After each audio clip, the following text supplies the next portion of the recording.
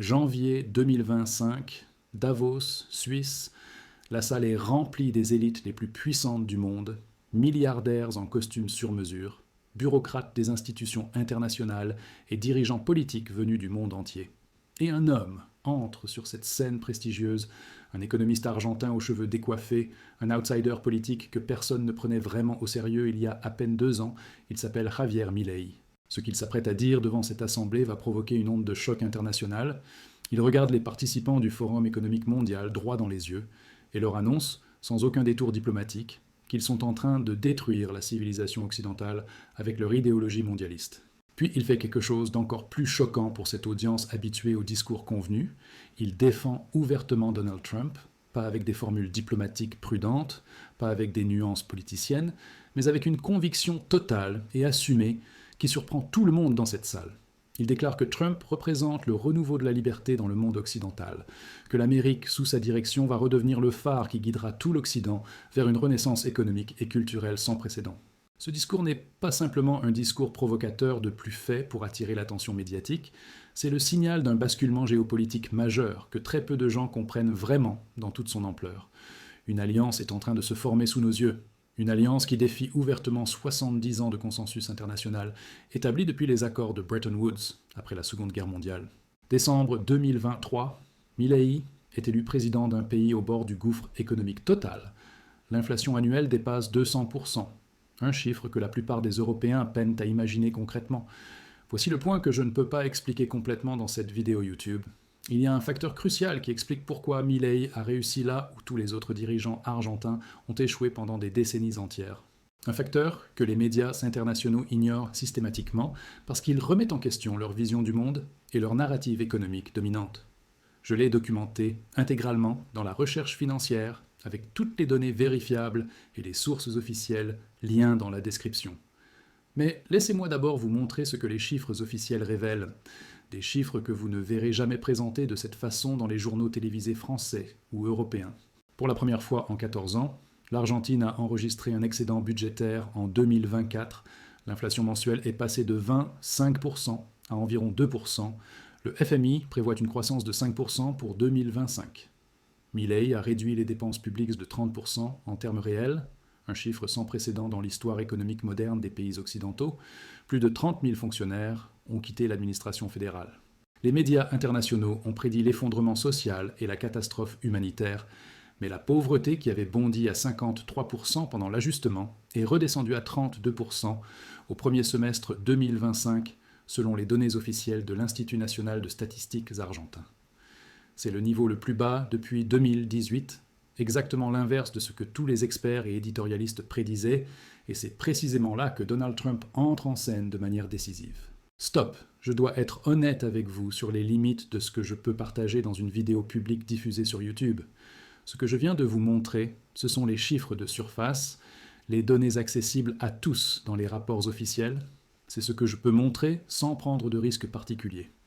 Mais il y a 3 analyses que je ne montrerai pas ici, 3 éléments absolument cruciaux pour comprendre véritablement la situation et ses implications pour votre patrimoine personnel.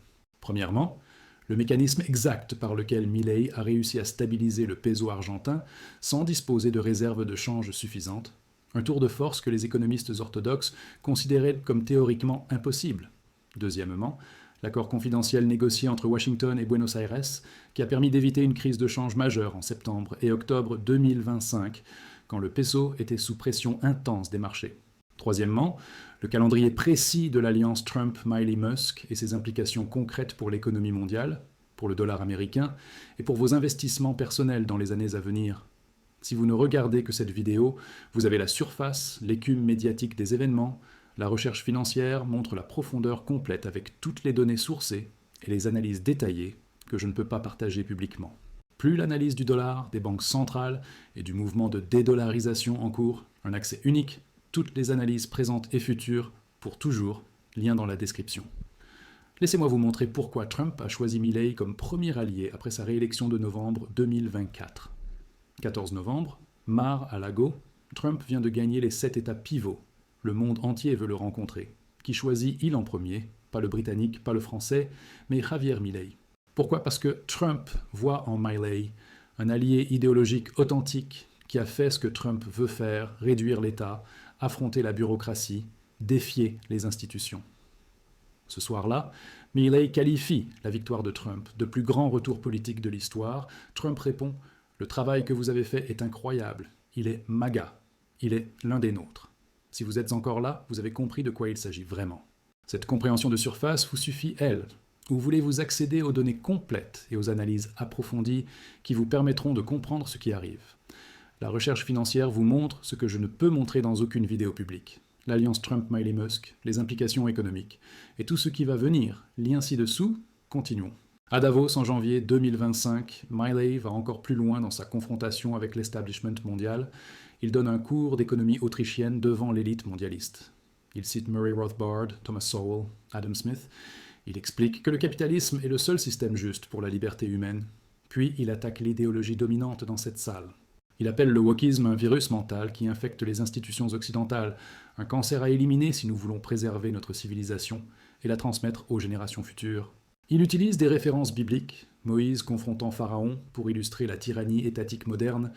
La réaction de Larry Fink de BlackRock aurait été glaciale selon les sources présentes.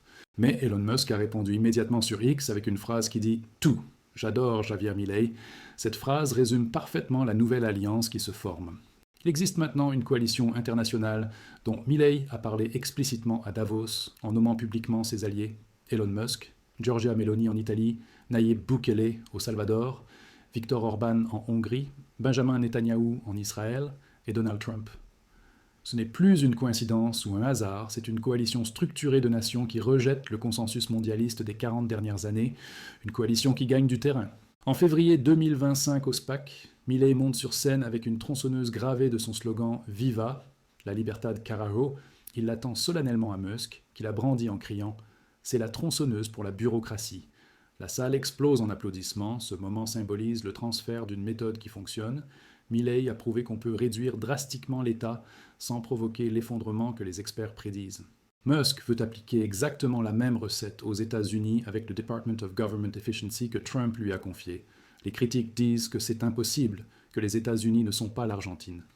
Mais ce que Milley a démontré de manière irréfutable, c'est que le courage politique peut briser des décennies d'inertie bureaucratique que tout le monde croyait impossible à réformer. En un an, il a équilibré le budget d'un pays en faillite chronique, il a brisé une spirale inflationniste historique, il a restauré la croissance économique, et il l'a fait en disant la vérité aux gens, plutôt qu'en leur promettant des cadeaux gratuits financés par la dette. C'est exactement ce que Trump et Musk veulent faire aux États-Unis. Et c'est exactement ce qui terrifie profondément l'establishment de Washington et de Wall Street. Parce que si ça marche en Argentine comme les résultats le démontrent déjà, et si ça marche aux États-Unis, alors tout leur modèle idéologique et économique construit depuis des décennies s'effondre complètement. Le modèle qui dit que l'État doit toujours grandir pour résoudre les problèmes, le modèle qui dit que les déficits budgétaires n'ont pas vraiment d'importance et peuvent s'accumuler indéfiniment. Le modèle qui dit que les élites technocratiques formées dans les grandes universités savent mieux que les citoyens ordinaires ce qui est bon pour eux et leur avenir. Ce modèle touche à sa fin sous nos yeux, porté vers sa disparition par des acteurs politiques et technologiques majeurs qui en accélèrent méthodiquement le déclin historique. Maintenant, regardons ce que les médias ne vous montrent jamais, l'équilibre subtil et intelligent que Milley maintient avec la Chine dans ses relations commerciales internationales. Les critiques accusent l'Argentine de jouer sur deux tableaux de manière hypocrite. Milley se rapproche ostensiblement des États-Unis sur le plan politique, mais maintient des relations commerciales importantes avec Pékin. Hypocrisie criant il, double jeu dénonce-t-il, mais voici ce que Milley a répondu avec une logique implacable à Davos quand les journalistes lui ont posé cette question piège. L'Argentine ne rompra pas ses liens commerciaux avec la Chine parce que les États-Unis eux-mêmes ont des liens commerciaux considérables avec la Chine. Ce serait absurde pour nous d'être plus royalistes que le roi américain. C'est de la réalpolitik intelligente et mature, c'est la différence cruciale entre l'alignement géopolitique sur les valeurs fondamentales et le pragmatisme économique dans les affaires commerciales quotidiennes. L'Argentine est clairement avec l'Amérique sur les valeurs, sur les questions de sécurité internationale, sur les grandes questions philosophiques de liberté contre tyrannie étatique. Mais elle ne va pas sacrifier son économie en reconstruction laborieuse pour prouver une loyauté absolue que même Washington ne demande pas à ses propres entreprises multinationales.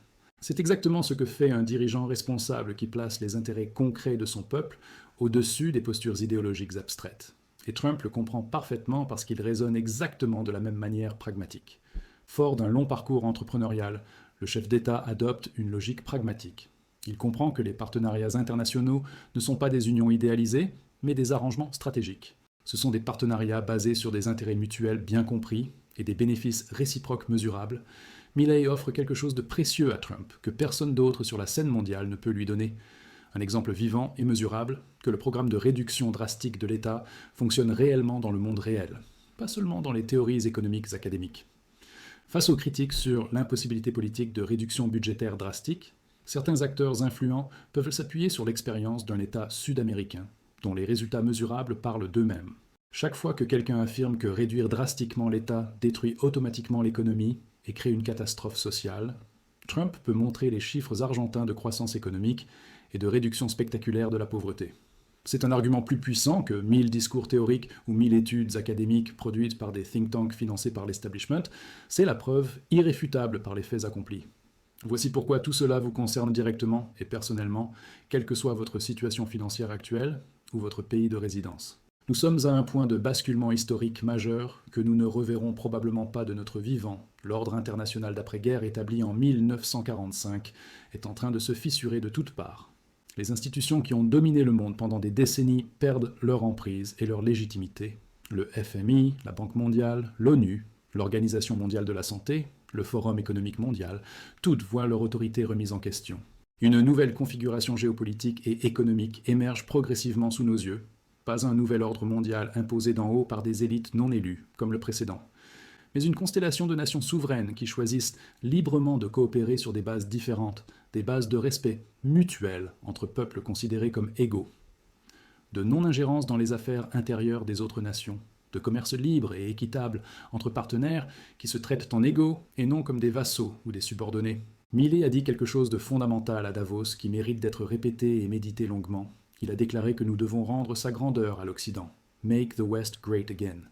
La ressemblance phonétique et conceptuelle de cette formule avec un slogan majeur de la scène politique américaine ne relève pas de la coïncidence. Elle est intentionnelle et revendiquée, parce que ces deux hommes partagent exactement la même vision du monde et de l'histoire humaine, la civilisation occidentale avec ses racines dans la philosophie grecque, le droit romain et les valeurs judéo-chrétiennes. Cette civilisation a créé plus de liberté, de prospérité matérielle et d'épanouissement humain que toute autre civilisation dans l'histoire de l'humanité. C'est un fait historique, incontestable. Et cette civilisation est aujourd'hui gravement menacée, pas par des ennemis extérieurs comme par le passé, mais par ses propres élites qui ont honte de leur héritage et veulent le déconstruire méthodiquement. Par des idéologues qui enseignent dans les universités occidentales que tout ce qui a été construit par nos ancêtres était oppressif par nature et mérite d'être détruit et remplacé. Ces deux figures politiques partagent une position commune. Aucune repentance, ni pour la civilisation occidentale et ses réussites, ni pour le rôle historique joué par les États-Unis sur la scène mondiale. Et ensemble, ils forment le noyau dur d'une résistance intellectuelle et politique qui gagne du terrain partout dans le monde occidental et au-delà. Les prochaines années seront absolument décisives pour l'avenir de notre civilisation et de nos enfants. Les élections de mi-mandat en Argentine, en octobre 2025, ont montré un renforcement significatif du soutien populaire à Milley. L'émergence durable d'un parti devenu central dans son système politique fait écho, aux États-Unis, à la mise en œuvre résolue d'un programme de transformation mené par un président que ses opposants avaient sous-estimé. Et en Europe, les partis qui partagent cette vision souverainiste et favorable à la liberté économique progressent, élection après élection, en France, en Allemagne, en Italie, aux Pays-Bas, partout sur le continent. Ce n'est pas un accident statistique ou un simple hasard conjoncturel, c'est un mouvement de fond historique profond. Un mouvement de millions de gens fatigués d'être gouvernés par des élites distantes qui les méprisent ouvertement. Fatigués de payer des impôts toujours plus lourds pour financer des bureaucraties tentaculaires qui ne servent qu'elles-mêmes et leurs intérêts corporatistes. Fatigués d'être traités de racistes, de fascistes ou d'extrémistes dangereux simplement parce qu'ils aiment leur pays, leur culture et veulent préserver leur mode de vie traditionnel pour leurs enfants. En incarnant publiquement ce mouvement populaire global, certains leaders transforment les attaques des médias dominants, les mises en cause des institutions internationales et les réactions de l'establishment en facteurs de consolidation de leur soutien populaire.